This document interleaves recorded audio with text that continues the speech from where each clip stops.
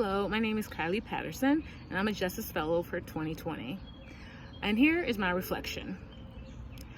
My understanding of water and justice in the Jewish, Christian, and Islamic traditions have evolved so much over the course of this first half of the JLF program. First, I never understood or never appreciated what was the impact of history on the text.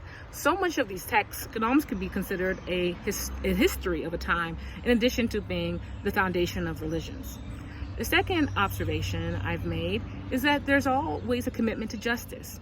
I think sometimes it's easy to forget that these faiths do have these underlying commitments to justice, and that its believers or its followers are meant to pursue justice in all that they do, be it because it is the right thing to do, because it is the logical thing to do, or because it is what's required of you because of your faith. And I think now, in light of the recent murder of George Floyd and the work happening across the world of people asking for justice, asking that Black Lives Matter, that this is even more appropriate. And what we're seeing too is that multiple people from multiple faith backgrounds are standing up and demanding justice in line with their faith backgrounds.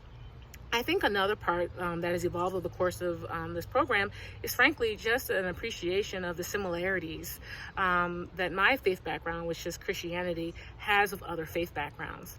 I think it's really easy to become really pigeonholed and very definite in your understanding of your religion and the dogma and the experiences you've had so far.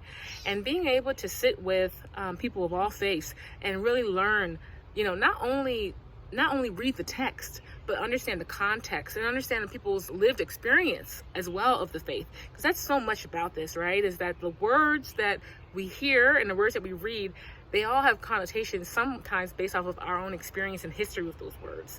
And so learning that and experiencing that with my peers was so valuable. I think in terms of how this is informing my work as I continue to work to establish justice and using our agency to establish justice, is that this work has been going on for so long. I think sometimes we feel as though the first time we had to pursue justice was when civil rights movement, or was now. But no, this has been a continual fight since the origins of us as people, since the origins of our faiths. And that so much of justice is being justified so that more people and all people can experience the peace that our creators designed for us. This belief that the world was created so that we can enjoy each other, lift up each other, and love each other. And I think really, if anything, I think justice is really just a expression of love.